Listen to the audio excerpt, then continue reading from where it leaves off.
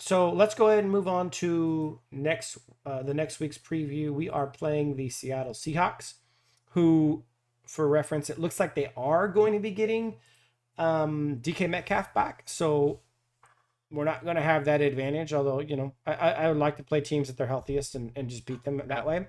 I Especially trust D-Will on him, man. Especially the Seahawks. Especially the Seahawks. I especially the want to beat Seahawks. them 100% healthy. I want them to know that we're better. This is a big game, not Got just because it's a division rival, not just because it's the Seahawks, and I almost called them by a derogatory secondary name, just pure reflexes, but because we might be fighting for the division or close to it, right? So like, actually, Yeah. real quick, let me pull up the standings.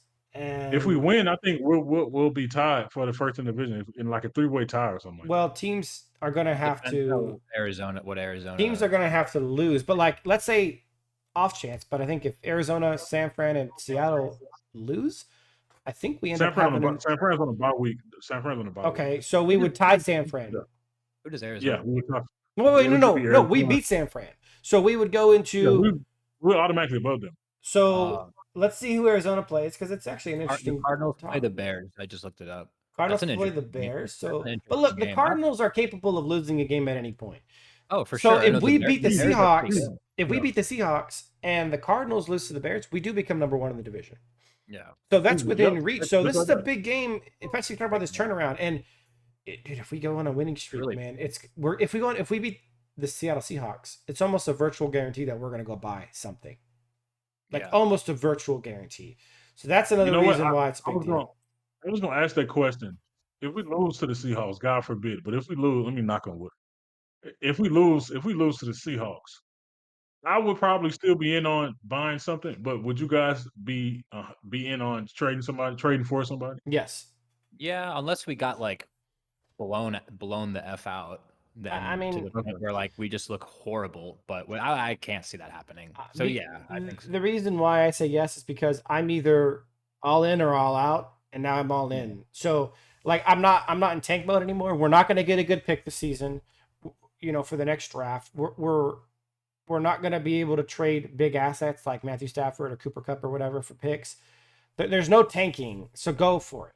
With the division so easily within reach, even if we get blown up by Seattle, like we were just talking about how resilient of a team we are, right? How mentally tough we are, the mental fortitude that this team possesses with Sean McVay. So go for it. The division is ours to be able to win. I think it's so within reach. Yeah.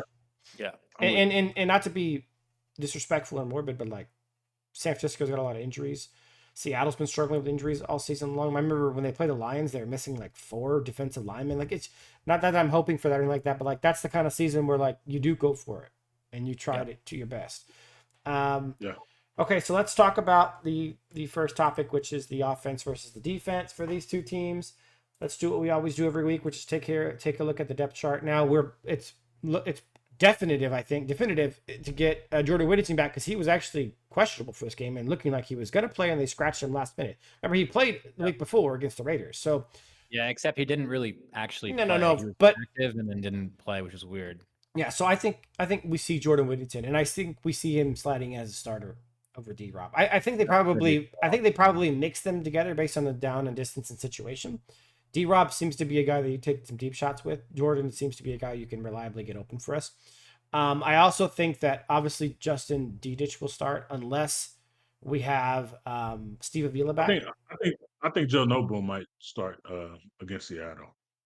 I don't think so, bro. I was wondering about that too. I don't think you break something that's working, to be honest. I think you got something that's Now, working.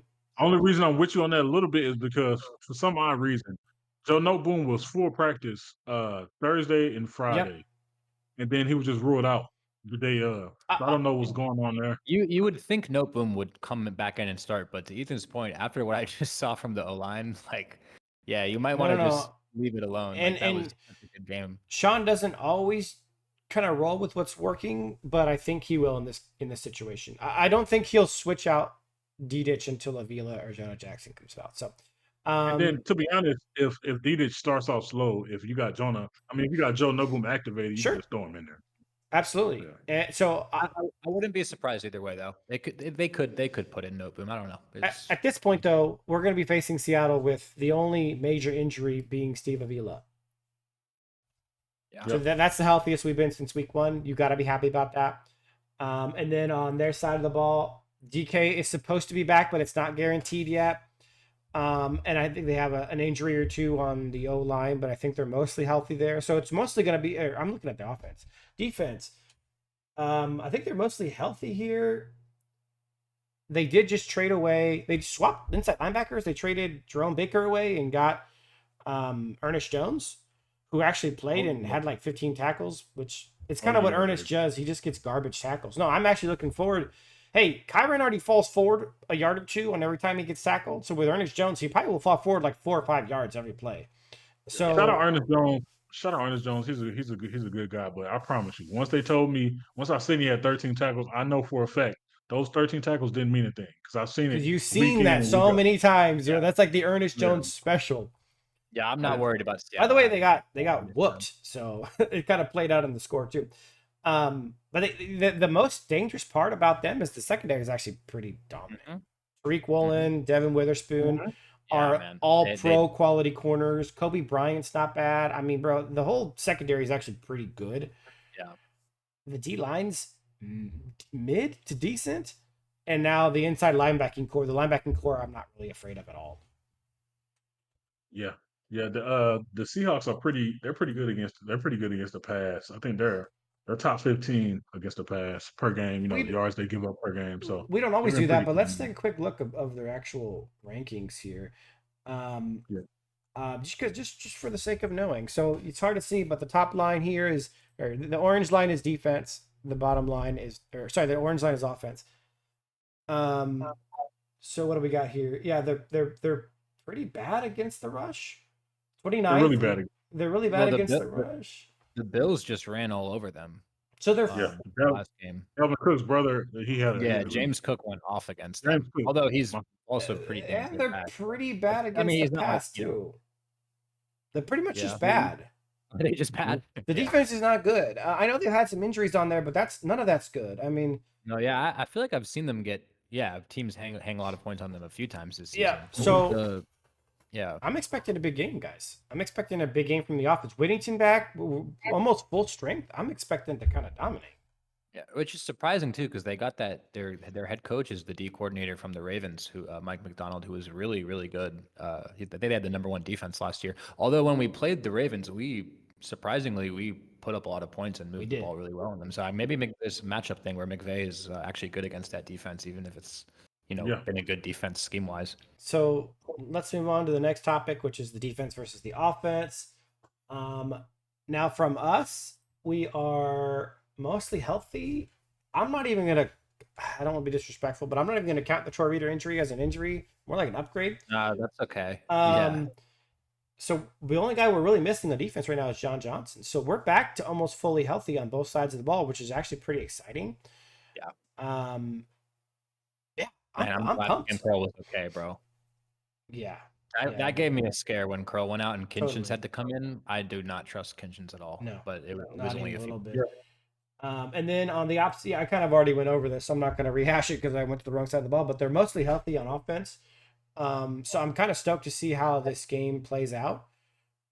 Historically speaking, Sean McVay's had the Seahawks number. They got a new coach now, so obviously, things change. I don't think that's going to be one of them. I don't trust the new head coach at all. I don't think Pete Carroll was a problem for them. I'm feeling really positive about this game. Feeling pretty good too, yeah. So let's move on to the next topic of conversation, which is key matchups. You know what? I'm gonna steal one of the key matchups from that I heard Joe talk about earlier, which is, or both of you really mentioned, I think, which is actually D. Will versus DK Metcalf. I actually think that's a really interesting matchup because D. Will's kind of turning into our #1 guy. And he's not shadowing #1 receivers, but he's guarding them a lot. And I think that could be one of the keys to the game because Seattle just came off a pretty poor game. Offensively, like I'm actually going to look it up real quick, but I think they only scored 10 points against the Bills, guys. So their offense is suspect, and even though DK is going to be back, if D. Will is able to hold DK in check to some degree, they could be in for another pretty poor performance on offense. especially with the way we're going to be getting after Geno Smith because that D line is great. So I know it's a little bit off ball, but I like that one. I think that's going to be a great matchup. Yeah, Yeah, agreed. I was sort of going to go that same route of talking Oh, my about. bad. Um, no, it's okay. I was talking. I was going to speak about sort of like the Seahawks passing offense against our secondary because correct me if I'm wrong. I think they have an actual good passing offense. Um, if you minus the Bills game, I think they actually have a good passing offense. Well, So they're number one in yards. Yeah, number one in passing yards. So they move the yeah, ball with the passing game for sure. yeah, but I don't know. They're not like a great scoring offense, so I don't know if it if it comes if it gets them results. Yeah, You know what I mean? But no, they're actually pretty decent. They're 15th in scoring. So their passing offense is what they do. So that's not really they're not really bad at it. They're good at that. So I think our secondary has to step up. But we face good passing offense. We faced the sure, Packers.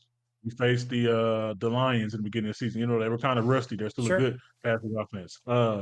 We faced the Vikings last week with Justin Jefferson. So Yeah, we faced Jordan some Addison, some great pretty passing offense. yeah, so we face some pretty daunting pass offenses. So I Yep. think we'll be locked in, but that's a key measure. That's going to be very important because that's what the Seahawks are probably going to try to do is throw the ball all over the field. Yeah. Yeah, I had something similar. So my key matchup there is JSN, Jackson Smith Najigba versus the middle of our field. I just think he's one of those guys that like he's a chain mover. And if the Seahawks are gonna move the ball well and like up and down the field, I bet you there's gonna be a lot of annoying plays where JSN, gets a first down on like 3rd and 7. I just think though he's just that type of player that extends drives. So I think if we can neutralize him and Gino like has to take like bigger shots to DK and be like like a bigger play offense that plays into our hands a lot better. So that's what I had. Yep. Yeah, then I also be a fool not to mention Kenneth Walker too. I think that's a You know, it's even funny. though Yeah. Yeah. their rushing offense hasn't been that great this year, he's still a dynamic I running back. actually Oh was yeah. about to say something about that. That's funny. I was gonna say I was gonna do a dual part keys to victory, but I'll go back to my single part and piggyback off of what you're saying. I'm actually really excited in this matchup because one of the biggest strength for me watching Kenneth Walker play, and I was a huge crush on him when he was coming out of college, is the thing he does best is make a kind of a one cut to the outside and burst. And so Hmm. he generally likes to make one guy miss, then he gets outside and then he goes. And I would have been terrified to see him have to do that against Troy Reader and Christian Roseboom. But Omar Spates is a lot quicker of a decision maker and a lot quicker on his feet and a lot faster. You're talking about a guy who, because what we need from an inside linebacker in a game against Kenneth Walker is a guy who can get outside quick and cut off the angles that Kenneth is going to go for. Omar Spates is much better equipped for that than Troy Reader was. So I'm excited about that as a matchup, seeing how Omar Spates does in that specific aspect of the game against Kenneth Walker and the Seahawks. All right, so Yeah. let's go ahead and move into keys of victory. I'm going to go super baseline, super vanilla, super boring, but really super key is the trenches, man. And not only do I think this is the key to victory, winning in the trenches, but I think we're slowly becoming a top 10 team in both trenches. And Hmm. I think Seattle's pretty weak in the trenches. So not only do I think this is the key to victory, I expect to dominate them in the trenches on both sides. Yeah, that's a good one. Yeah, I agree. I'm going to just double down on the Kenneth Walker thing. I've been doing it every week. Don't make Kenneth Walker a star or Yeah. a superstar, to be honest. Just don't make him a star. He's been kind of mid this year. He had a couple good games, but he's been kind of mid this year. So I don't want it to be a game to where everyone says, "Oh, Kenneth Walker is amazing. He's back." Blah blah blah. Keep him where he's been in the mid tier running backs. Keep him where he's been, and we'll win. I actually think he's been incredible. I think that O line is just garbage, but yeah. Okay, no. He's really good. Yeah, I So don't even know. I he haven't is even really been good. following them like that to know if the numbers track, but I just know he's a really good back for sure. Mhm. And Charbonnet is pretty good too. I Yeah, was kind of actually. I forgot about Charbonnet. I was kind of quiet during y'all's when you started talking about the Kenneth Walker for the key matchup because I was like, no, that's my key to victory. So No, hey. No, I don't have much more. I'll just I double just down. think Stop Kenneth yeah, Walker. no, That's what I I was mean we gonna say. basically all had the same thing. Like I just think if they're not going to run the ball that well and it's all on Gino, then I just don't think Gino's going to beat us single-handedly. So, keep the run game in check. It'd be great to see that 2 weeks in a row. We were talking about how we finally did a good job against Aaron Jones. If we can see that 2 weeks in a row, man, that'll be huge. And that'll really give me confidence, like that this is like, okay, this defense is actually like, getting to a legit place. So we'll see. And then I love that we get 10 days to prepare for like a big game like this. I love Totally, we get bro. I mean, McVay's gonna be Yeah, that's a feasting. good point. That's really Yeah, important. Yeah. yeah, I super just important.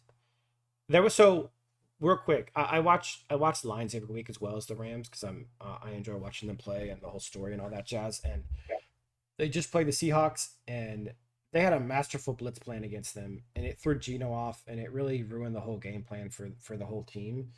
Um, so that was a really interesting. In fact, we pull it up real quick, but their offense, they had 2 turnovers on offense, which would be huge for us. A couple turnovers. They 29 points, but it was a bit of a shootout, and there was a lot of explosion going. I think the Lions defense did pretty good against him. But so Chris Shula just showed us some really exotic, interesting blitzes, and I'm excited to see what he dials up for the Seahawks. I think Gino can be suspect when he's getting blitzed a lot and has to make Yeah. really quick decisions. So that's really interesting. So okay, last topic of conversation today is predictions. I'm gonna go last Okay, on my predictions this week. So why don't one of you okay. guys go? You can go first, Will. All right. I'm going to say the Rams win this game. I'll say 27-23 Rams. Okay, yeah, I think it's gonna be a close one too. Even though without everything in me, I want to blow them out so bad because I hate the Seahawks, and it would make my day if we blew them out. But it's a division rivalry game. The Seahawks need to win this game just as much as we need to win this game. Mhm. So I think it's gonna be a close one. I'm gonna say Rams win 27-20. Okay. I'm gonna go a bit wild here. All right. I like it. Um, I Come on, Ethan. I got a feeling. This is just pure gut feeling. I feel like I feel like we started off with a decent week one, but we had injuries that deflated our team, and then like emotionally deflated the team, and really left a lot of holes on both sides of the ball. And I'll tell you what, man, I haven't seen the players and coaches as amped up as I did after the Vikings game in a long time. Yeah. And part of it, to be honest, like I really think this is true, and this is totally out of my own head and not based in any kind of real source of reporting. I think there was a good chance we traded Cooper Cup if we lost that game. And the way Yeah, everyone's I agree. verbiage changed after the game about Cooper Cup being a Ram for a long time, I think there was a legit amount of like relief from coaches, and I think there was an agreement from the coaching in the front office. Like, if we lose, we should start selling some pieces off. Cooper Cup is the easiest piece to sell off, Hmm. and I think the win just man, I think Sean loves Cooper Cup. I think the front office loves Cooper Cup. I think all the players love Cooper Cup. I think it just kind of cemented the Cooper sting amongst all the other things. We beat a team that was 5-1. We beat a team that was red hot. We beat, like Thursday night prime time. It kind of signifies the revival of our season, like we put into the title of the video. And man, there just seems to be so much energy. As strong as we are, talking about that mental fortitude and mental toughness, I feel like we're a team that's able to ride the highs better than most. Yeah. And I haven't seen us as this high in a while. Even Yeah. when we made our run last year in 3-5, like we were pumped up, but it almost felt like Undertaker kind of stuff, like Tyson Fury against Wilder, right? Like we just came back from the dead. Like I think we were so close to tanking, and now it's like we're going for the whole thing. I don't know. I have this gut feeling the team has just been utterly rejuvenated. We're going to be the healthiest we've been since week one, and we're going to come out. I know this is a really long prediction explanation, but I think we're going to win. I think we're going to win 35-24. Okay. I think we're going to explode. And to be honest, 35. I'm not even sure about the 24. It might be less. I have a feeling a blowout's coming. So 35-17. Say that. Yeah, maybe 35-17, 35-20. I have a feel, bro. I just think the offense is about to go bananas. I love it. Maybe Yeah, I'm there with maybe that's a foreshadowing that Corum's going to get more carries and touches. That would be nice.